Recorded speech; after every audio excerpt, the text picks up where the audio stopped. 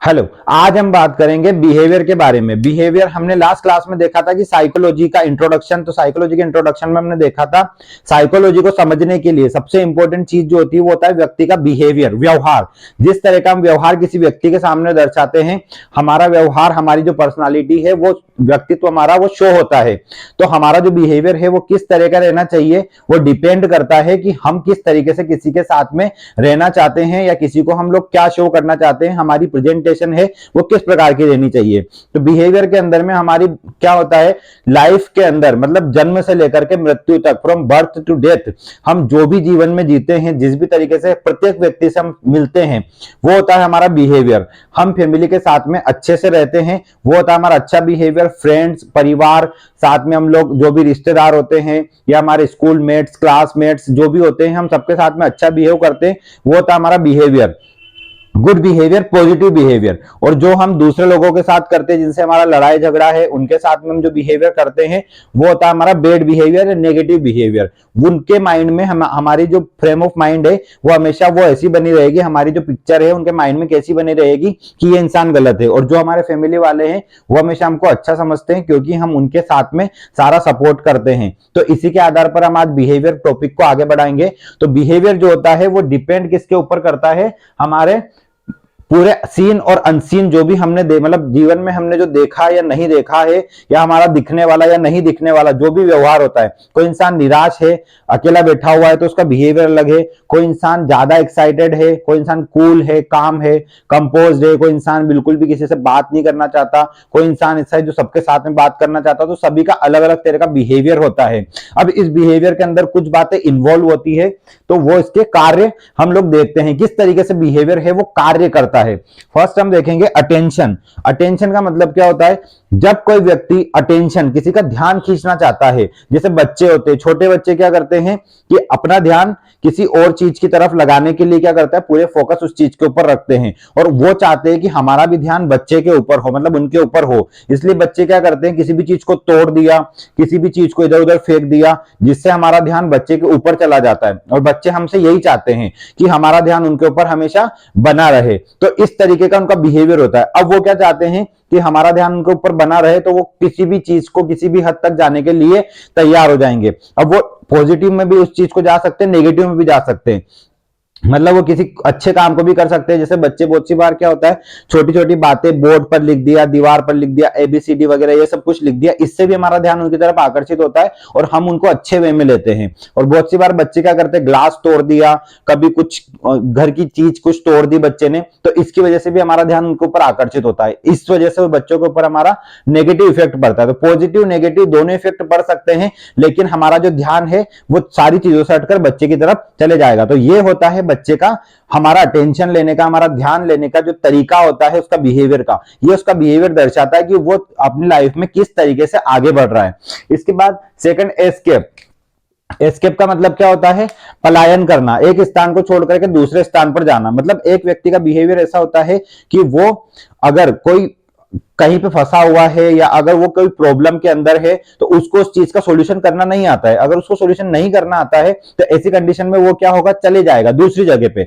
दूसरी जगह मतलब ऐसी जगह या फिर उस प्रॉब्लम से निकलकर वो बाहर चले जाएगा बिना उसको सोल्व किए। तो ये उस व्यक्ति का व्यवहार, उस व्यक्ति की पर्सनालिटी दर्शाता है कि वो किस तरह का है। कुछ लोग ऐसा होता है जो प्रॉब्लम को सोल्व करते हैं, समस्या का समाधान, समस्या का सामना करके उसका समाधान करते हैं, और कुछ लोग समस्या आने पर उसको छोड़ करके चले जाते हैं। तो ऐसे लोगों का जो व्यवहार होता है वो होता है पलायन वाला या एस्केप करने वाला, या समस्या को छोड़कर भगने वाला, मतलब रन अवे वाला।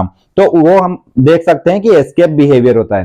थर्ड होता है असेस टू टेंगिबल्स। असेस टू टेंगिबल्स मतलब कोई व्यक्ति कहीं पर पहुंचना चाहता है, इसके लिए उसका व्यवहार कैसा होगा। पहुंचने का मतलब है किसी को लाइफ में कुछ टारगेट अचीव करना है, गोल अचीव करना है।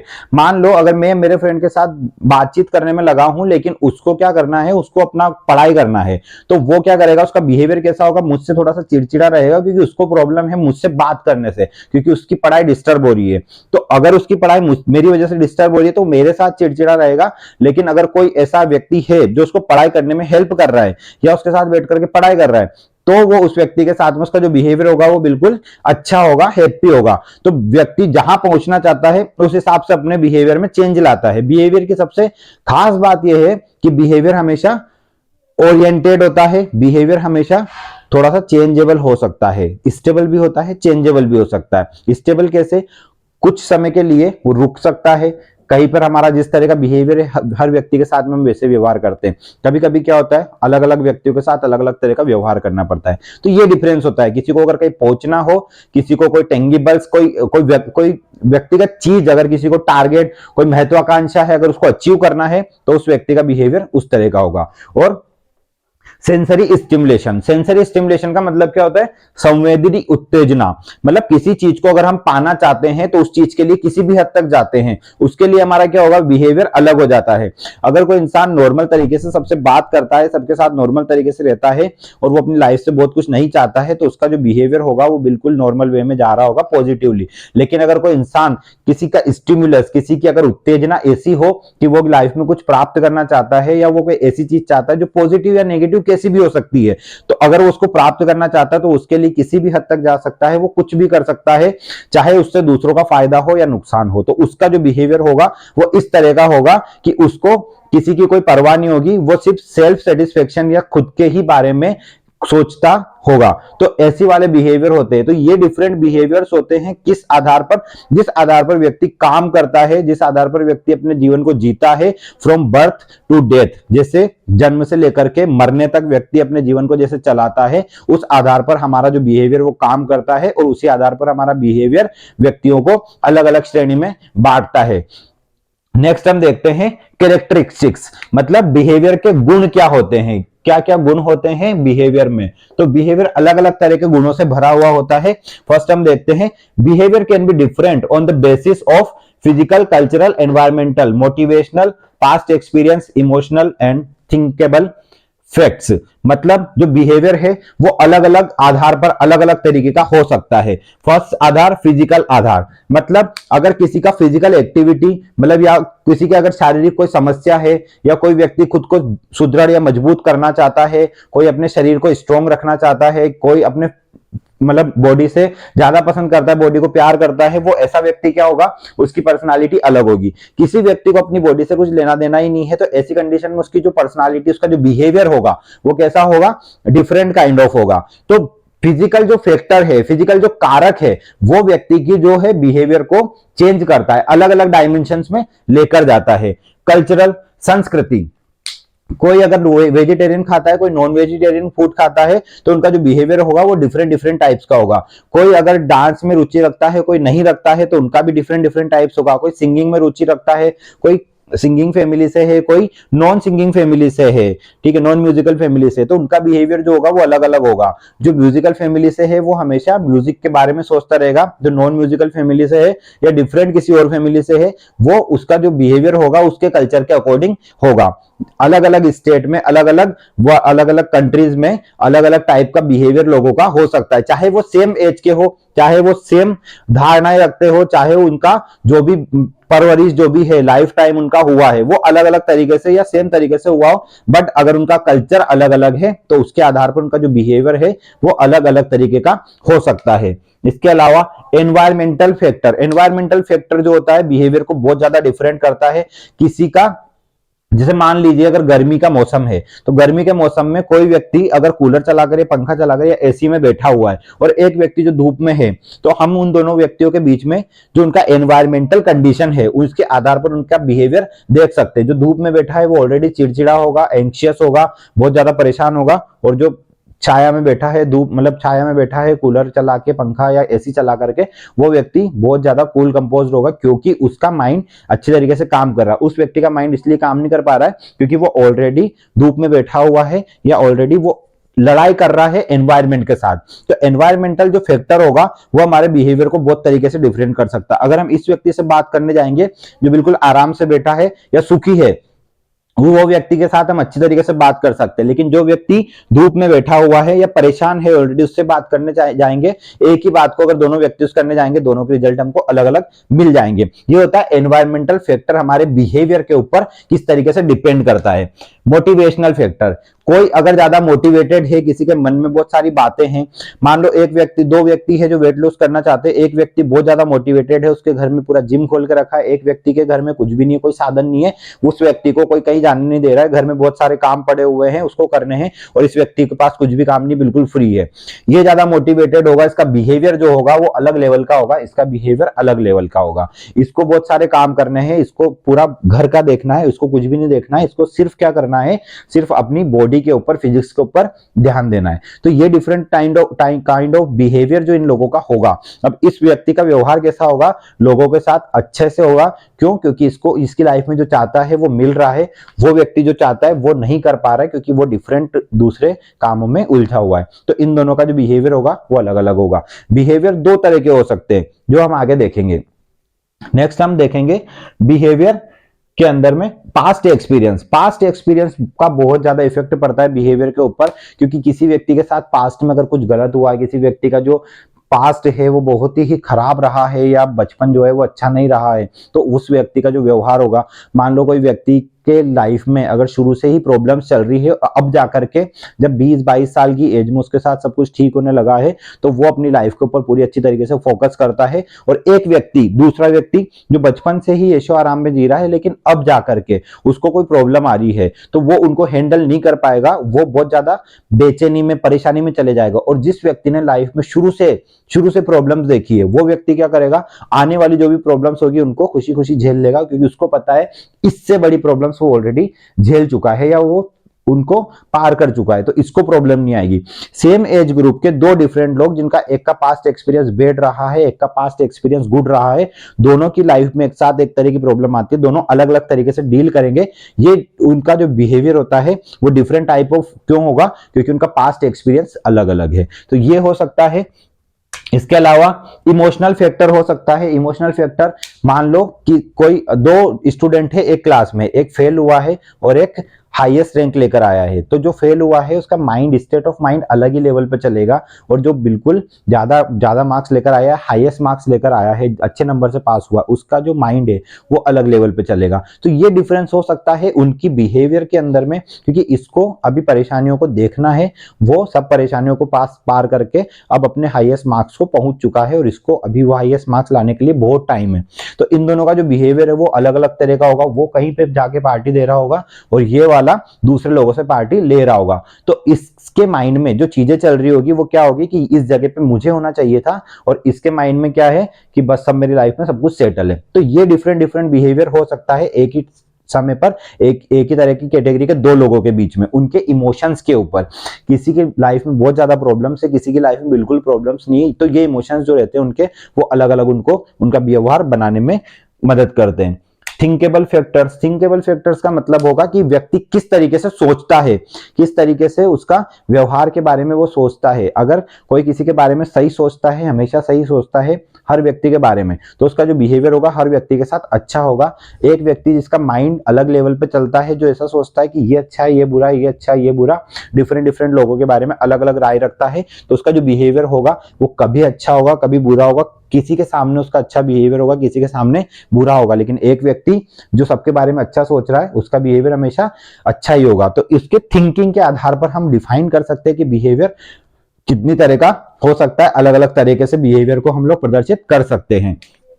ये सारी इसके बिहेवियर के गुण होते हैं कि बिहेवियर कल्चरल हो सकता है, physical, environmental, motivational, thinkable, emotional, past experience based, किसी भी तरह का हो सकता है। नेक्स्ट देखेंगे हम, behaviour is always purposeful and target based. Behaviour जो होता है व्यक्ति का वो कैसा होता है, पर्पसफुल मतलब उद्देश्य होता है। हर व्यक्ति अपना जो भी काम कर रहा है लाइफ में, उसके पीछे कुछ ना कुछ उसका पर्पस है, कुछ ना कुछ एम है, कुछ ना कुछ टारगेट है, फोकस है। अगर कोई व्यक्ति बिना किसी काम के किसी के साथ अगर व्यवहार कर रहा है, तो उसका जो व्यवहार होगा वो बिना किसी मतलब का होगा। तो अगर हमको किसी के साथ किसी भी तरह का व्यवहार करना है, अच्छा या बुरा, तो उसके पीछे हमारा उद्देश्य होता है। मान लो मुझे अगर 10 लोगों से बात करनी है, तो मैं उससे 10 लोगों से अच्छे से बात करूंगा, क्योंकि मुझे उनके साथ व्यवहार डायरेक्टली खराब नहीं करना है, बिना कोई उनकी गलती हुए या बिना मेरी कोई गलती हुए। तो एक व्यक्ति का जो टारगेट होता है क्या होता है कि सामने जिसके भी सामने अपने व्यवहार को प्रदर्शित कर रहा है, उन लोगों के सामने वो क्या बने, अच्छा बने, या उन लोगों के साथ जो अच्छा बिहेवियर या अच्छा उनके साथ में रिलेशनशिप मेंटेन करे, ये उसका टारगेट हो सकता है। या किसी व्यक्ति का टारगेट होता है लाइफ में बहुत कुछ पाना है, किसी को अगर लीडरशिप करना होता है तो उसके अंदर लीडरशिप क्वालिटी कैसे आती है कि वो सबके साथ अच्छा बिहेवियर करे, ठीक है। और किसी को अगर बुरा बन के लीडरशिप करना है, बुरे लोगों का लीडर बनना है, तो वो सबके साथ बुरा बिहेव करेगा और उन लोगों के साथ अच्छा करेगा, ताकि वो दूसरे लोगों की तुलना में उन लोगों का जो सारा बिहेवियर है या उन लोगों का जो सारा क्या कह सकते हैं कि उन लोगों का जितना भी सपोर्ट है वो प्राप्त कर सकता है। तो इस तरीके से व्यक्ति का अलग अलग बिहेवियर किस आधार पर होगा, जिस आधार पर उसका पर्पज होगा, जैसा उसका टारगेट होगा, जैसा उसका उद्देश्य होगा, व्यक्ति का व्यवहार उस तरह का होगा।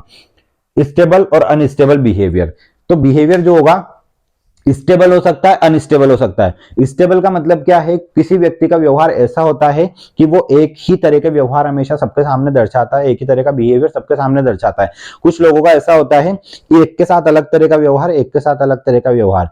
तो किसी व्यक्ति के साथ जब वो अच्छा व्यवहार कर रहा है तो ऐसा भी हो सकता है कि किसी और व्यक्ति के साथ उसका व्यवहार बुरा भी हो। इसलिए किसी भी व्यक्ति को हम डायरेक्टली जज नहीं करते हैं, हम क्या करते हैं, व्यक्ति को पहचान करते हैं, धीरे धीरे धीरे हम लोग व्यक्ति को समझने की कोशिश करते हैं, पहले समझते हैं, अंडरस्टैंड करते हैं, फिर हम रिलेशनशिप को मेंटेन करते हैं किसी भी व्यक्ति के साथ में। उसके बाद में हम उस व्यक्ति के साथ पूरी तरीके से घुल मिल जाते हैं, अगर वो हमारे पर्पस के हिसाब से उसका बिहेवियर होगा तो जो उसका बिहेवियर है वो स्टेबल या अनस्टेबल हो सकता है, मतलब हालात के आधार पर परिवर्तन भी हो सकते हैं बिहेवियर में।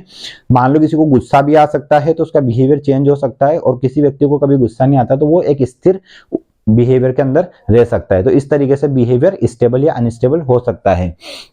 नेक्स्ट है similar behaviour of different person. अब ये बहुत डिफरेंट चीज है कि अलग अलग व्यक्तियों का एक जैसा बिहेवियर हो सकता है, तो हो सकता है, दुनिया में लाखों लोग रहते हैं, हजार सॉरी करोड़ों लोग रहते हैं, अरबों लोग रहते हैं, तो किसी भी व्यक्ति का बिहेवियर किसी भी व्यक्ति के साथ मैच कर सकता है। दो लोग जो साथ में घूम रहे, साथ में फिर रहे, संगति का बहुत असर पड़ता है। संगति का मतलब क्या होता है, संगति मतलब एक साथ चलना। तो जिस दिशा में हम जा रहे होते हैं किसी के साथ में, हमारी जो गति होती है उस दिशा में तेज हो जाती है। अगर हम पॉजिटिव वे पे जा रहे हैं तो हमारी जो गति है वो पॉजिटिव वे में तेज हो जाएगी, मतलब हम बहुत ज्यादा दूर तक पॉजिटिवली जाते रहेंगे। और अगर हम किसी नेगेटिव पर्सन के साथ में रह रहे हैं या नेगेटिव पर्सन की संगति में है, तो हमारी जो स्पीड होगी वो नेगेटिविटी में बहुत तेज होगी, हम बहुत जल्दी नेगेटिव सोचने लग जाएंगे, हमारा थिंकिंग, हमारा माइंड उस तरीके से काम करेगा। तो ये होता है हमारा बिहेवियर के कुछ कैरेक्टरिस्टिक्स। इसके अलावा बहुत सारे कैरेक्टरिस्टिक्स होते हैं बिहेवियर में। व्यक्ति अच्छा होता है, व्यक्ति का व्यवहार अच्छा होता है, नेचर अच्छा होता है, नेचर बुरा हो सकता है, कोई खुद को गलत समझ सकता है, कोई सामने वाले को गलत समझ सकता है। तो इस तरीके से जो बिहेवियर के गुण होते हैं वो बहुत अलग अलग तरीके से हो सकते हैं, बट सम जो कैरेक्टरिस्टिक्स है वो हमने देखे हैं। नेक्स्ट हम देखेंगे टाइप्स ऑफ बिहेवियर। तो बिहेवियर के टाइप्स क्या है, बिहेवियर के दो टाइप होते हैं। जनरली बिहेवियर के बहुत सारे टाइप्स होते हैं। बिहेवियर के अंदर अग्रेशन होता है, बिहेवियर के अंदर में पॉजिटिविटी होती है, नेगेटिविटी होती है, एंगर, सब कुछ होता है। बट जनरली दो टाइप्स हम बिहेवियर को डिफाइन करने की कोशिश करेंगे। एक बिहेवियर होता है एक्टिव, एक होता है पैसिव।